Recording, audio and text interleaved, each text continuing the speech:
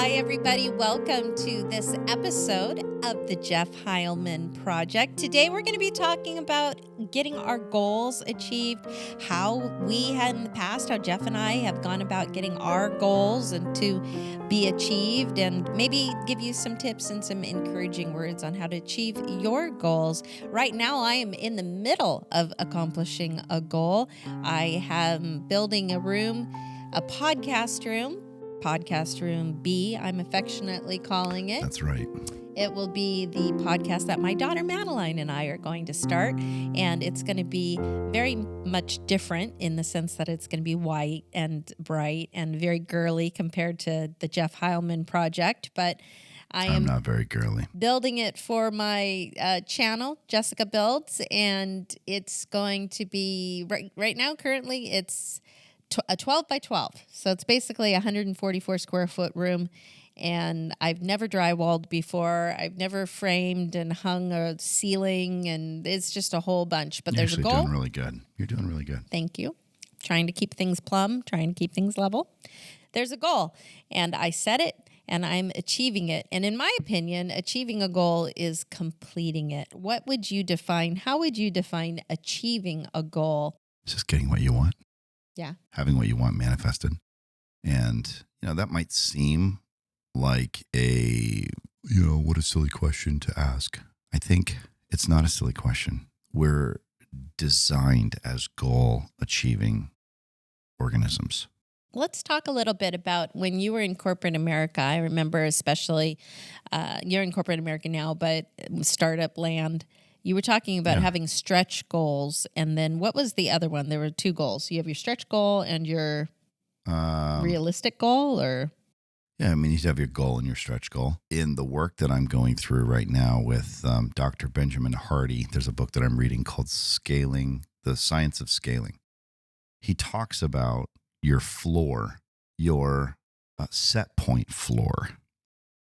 This would be kind of the minimum standard that you will accept from a body weight perspective, from an income perspective, from a title perspective. And, I had a fascinating experience. I'm going to go off on a diatribe here. I'm telling you in advance.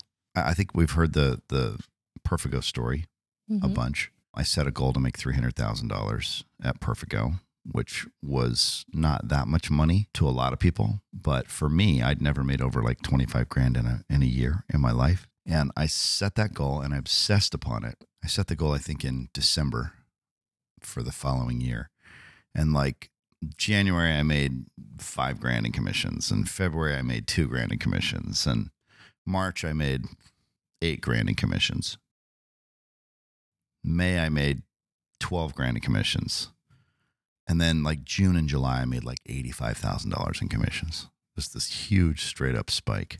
And then I got into like September timeline of the goal. And, I'm like hundreds of thousands of dollars behind on the target. And then an amazing thing happened. The company got bought on November 15th of 2004. The first year's stock vesting that I had vested the last week of December, and I sold it. And I was bonused almost 6 figures in acquisition bonus because I didn't negotiate for any stock. And I set the goal on the 1st of January to be at $300,000. And on the 28th of December, 2004, my W-2 was $300,147.50. There you go. And it was one of the most amazing things that had ever happened. I had slunk, I don't know if that's a word, past participle form of the word to slink. And I had, up and down years for a long time. And then a few weeks ago, I ran analytics. I did a prompt in ChatGPT, and I was like, what happened? How do I change this concept of a set point? The answer that it gave me was constraint theory, what we've been talking about. Because what I found is that I didn't hit the goal because my mind was focused on a goal. I hit the goal because my set point changed. My standard, my minimum standard that I would accept for myself was $300,000 that year. And I hit it just by force of will to be consistent with my identity. So setting goals is a good idea from a trailing indicator target, but At the end of the day, you have to change your set point, your identity as a person, a human being. And the best way that I found to do that is through constraint theory. And talking about that, going in a little deeper about that, especially when it comes to weight loss, it talks in the psychology of weight loss a lot about, how you see yourself. Do you see until you change that inner picture of yourself as thin or fit or whatever that goal is that you have in your mind's eye, until you change that inner dialogue and that picture of who you are going to become, then you won't stay there. Oftentimes your diet will fluctuate and will go up and will go down, and you can set a goal to lose 10 pounds and you'll lose 10 pounds, but then you'll gain 20 more pounds, especially if you just don't change the way that you see yourself, That's right. And so having a set point, having a baseline, being able to program your mind to the baseline that you want it to be. I remember when we were in Amway, we used to say, don't speak what it is that you don't want that you do have. Speak what it is that you don't have that you do want, right? That's right. So being able to really get our words lined up with our thoughts, lined up with the picture in our mind. I was looking, Jeff, and I sent it to you, but this is new for the people that are watching current events, I guess.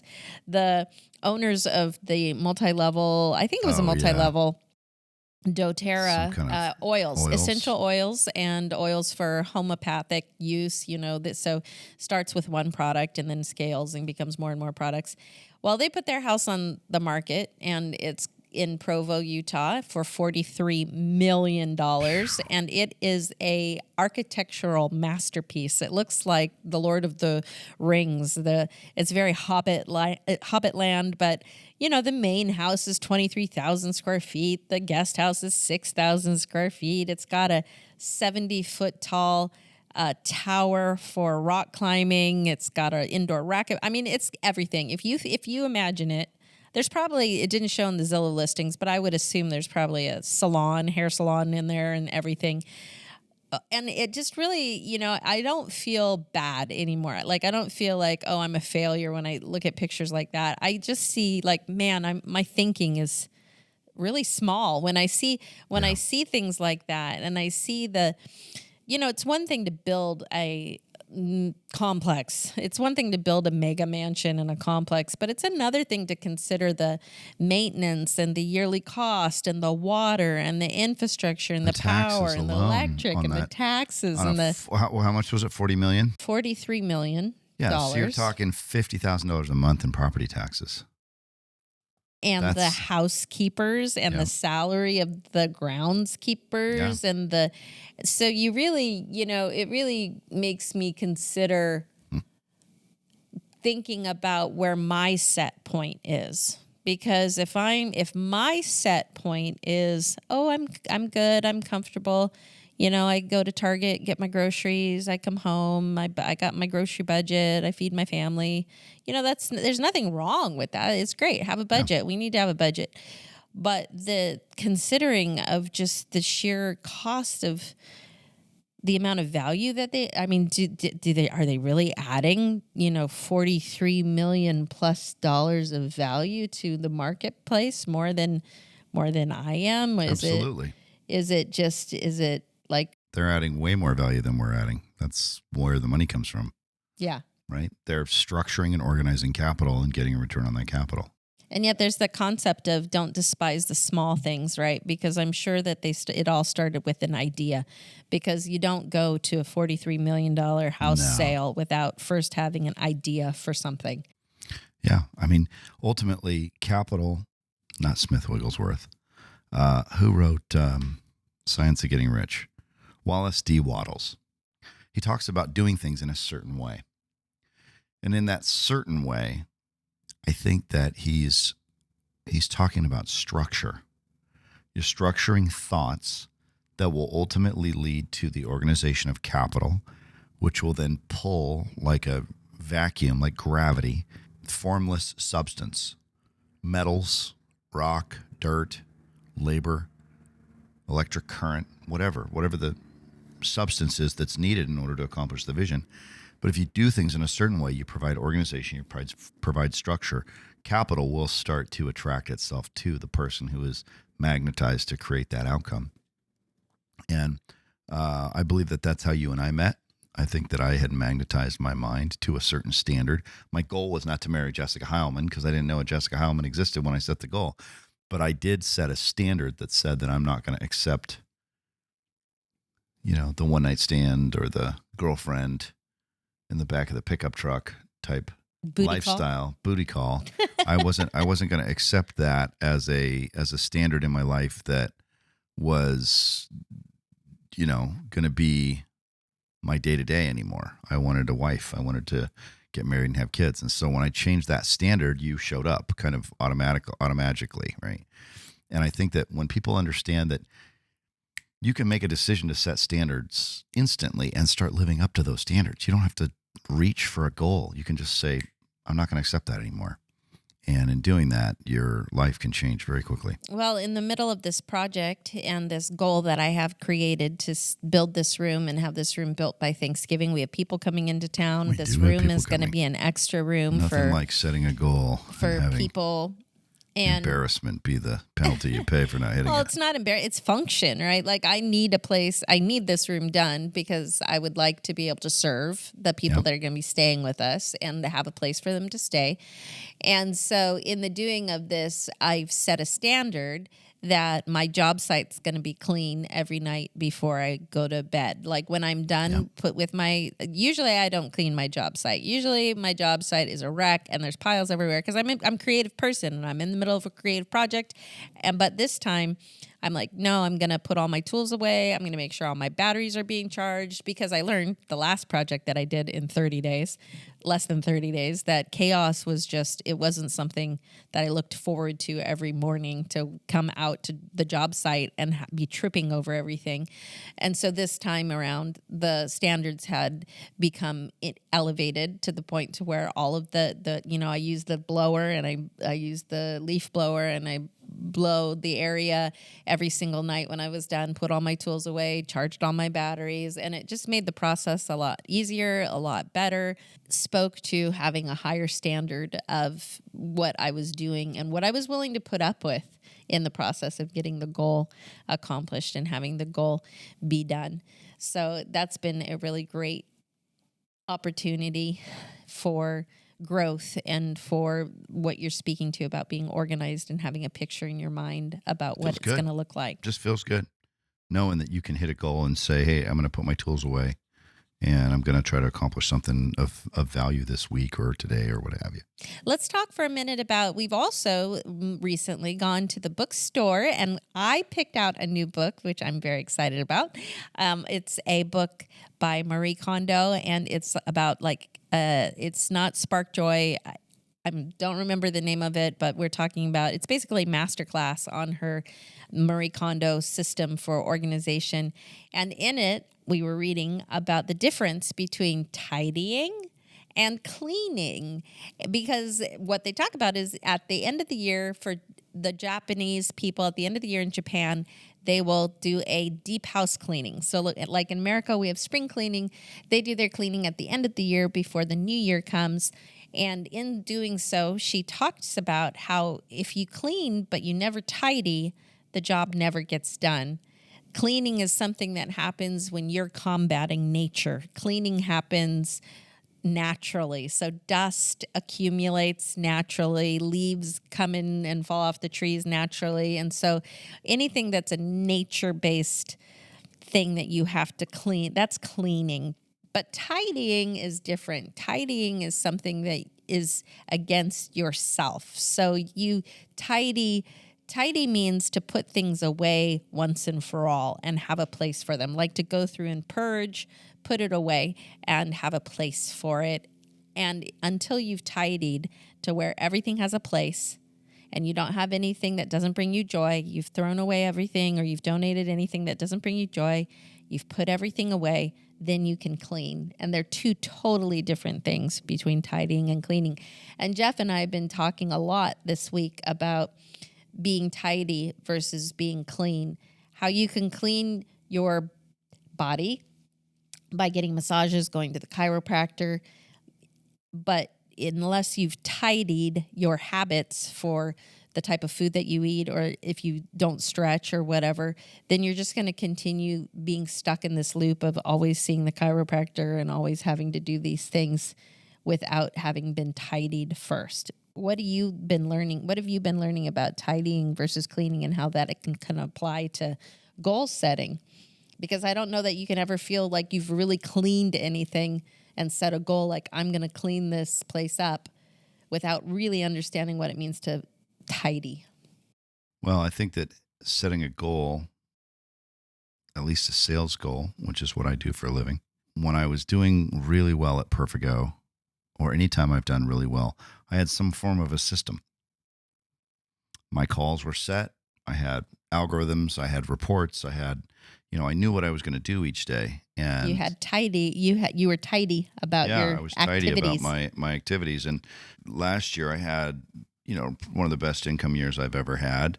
I was pretty tidy in my approach to doing deals, but I wasn't as tidy as I would have liked to be. So I took about 3 months this year, and at the beginning of the fiscal year, and I just totally overhauled everything, the way that I do everything. And it's starting to pay huge dividends, because now the work that I'm doing is getting into that rhythm. And it's kind of like Tiger Woods. He wins the Masters in 1997 by, I think, 15 shots. And he comes back from that and he's like, I'm done. I'm never going to hit golf balls like that again. That was too much work. It wasn't repeatable. And he literally starts overhauling in 98 his golf swing, the golf swing that had won the Masters by the biggest margin of victory in history. And some people might think, well, gosh, why would you do that? Well, part of it is obsession.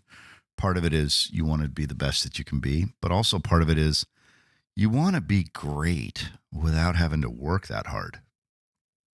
So if you can come up with a system that allows your set point to operate at a consistently higher level than everybody else. Like right now, I have a standard operating procedure that I use during the day, and it's unlike anything I've seen from anybody ever that's operated. And when I run out ChatGPT analytics on it, it's basically saying this is a billionaire operating system. Now, I'm obviously not a billionaire. I'm not even a millionaire anymore. But to be able to raise a set point each day to say that I'm going to do the things that billionaires do, and I'm going to do them poorly in the beginning, because anything worth doing well is worth doing poorly at first.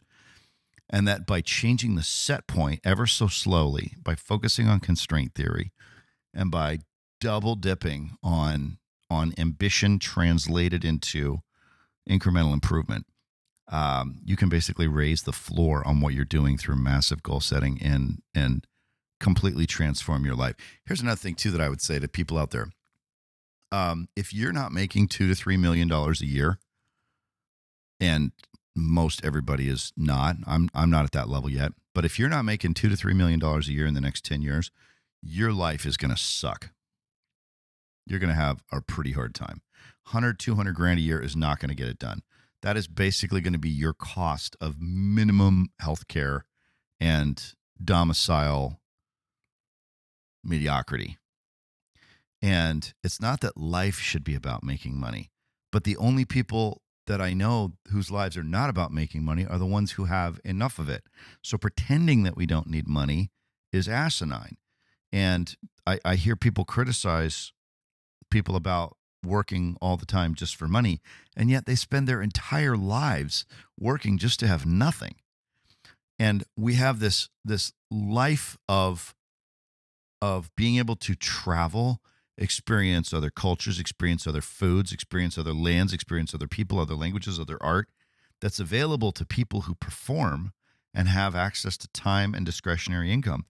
And the things that are going to be available to the people who make millions of dollars a year is going to be astonishing. It's going to be unlike, we're going to have healthcare that can extend life to 140 years old. And you say, well, I want to live to 140. Great. Do you have $1.5 million a year to pay for that part of it so that you can live an extra 60 or 70 years?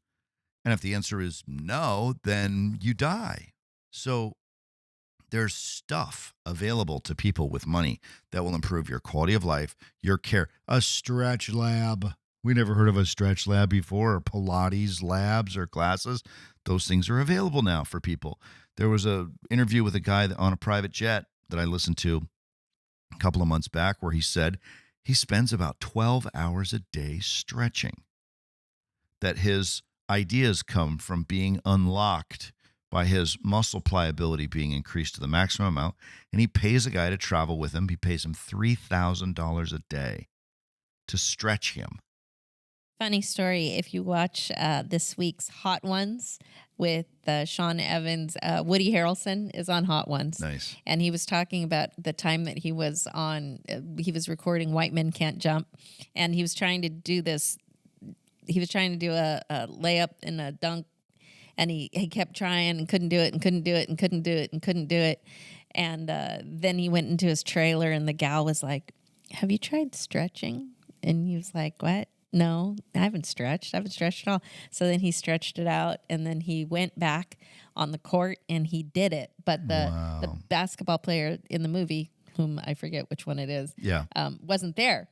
But he didn't know that he could make it because he was giving Woody a hard time the whole time because he couldn't. And so he went stretched and did it. And so when he came back, Woody said, "I bet you $1,000 that I can do this. I can do it, And he's like, "Yeah, sure." So then he says, "Okay, yeah, I'll take the bet." And then he was like, "Oh man, I don't think I can." And then he did it and he dunked it and he owed him $1,000 just because he stretched. Watch the Hot Ones with Woody Harrelson. It's really good. I love that. But he says that's got to be, Woody's talking. He's like, that's got to teach us something about like stretching. Like stretching is a thing. It's a real thing, and it can take you from not being able to dunk to being able to dunk if you put some focus on just stretching. And if you have $3,000 a day to pay somebody to stretch you, and that helps you go from living to 78 to 92, it's worth it. Would you pay somebody $3,000 a day to live another 14 years? Well, the answer is no, not if you don't have it.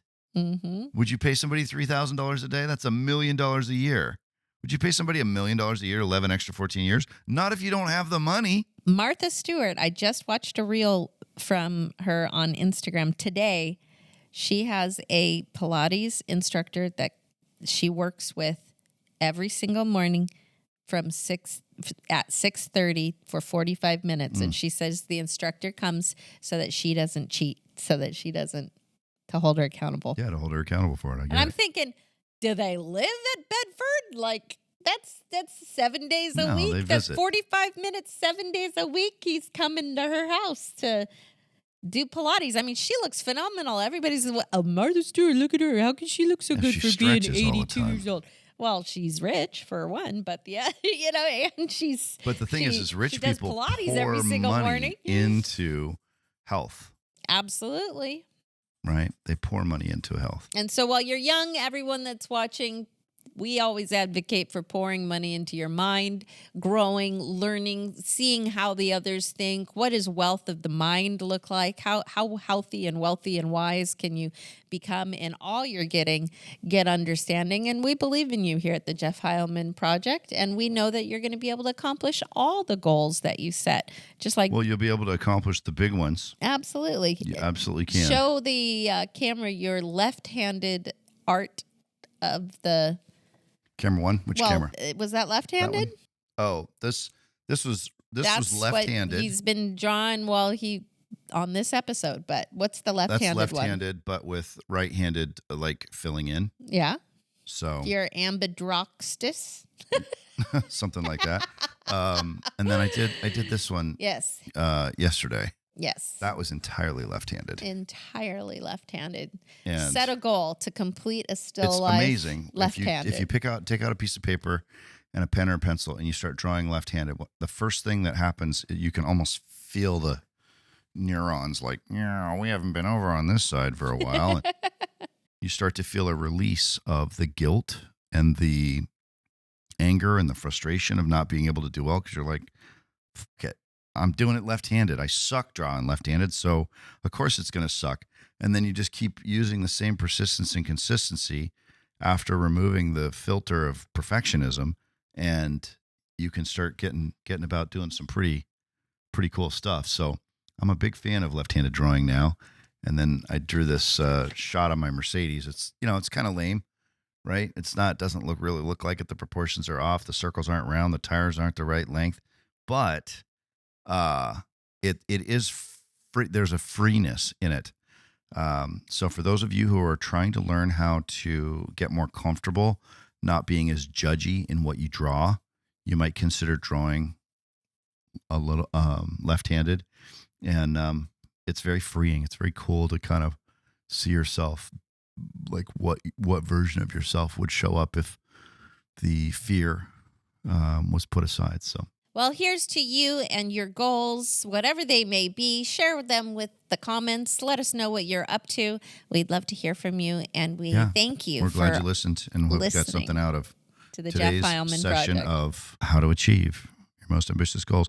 The other thing that I would say too before we go is, if you can break things down into really small pieces, look at constraints, look at blockers, look at Kanban boards. There's a great talks at Google of a guy who's a Microsoft software developer, which I thought was ironic, talking about the use of Kanban in software development for large, complex projects and how you break them down. And he does a Kanban board project management expose on the management of the talk that he was giving while he was giving it in real time. And it was fascinating. So talks with Google on Kanban, Kanban. And I think if people would just break their goals down into smaller pieces, and then break those goals down, and then break those goals down, and then get to where you can standardize things, I think that you will meet with a success unexpected in common hours. Very good. Thanks, everybody, for being with us. Thanks, everybody. We'll see you next time at the Jeff Heilman Project. Hey. See ya.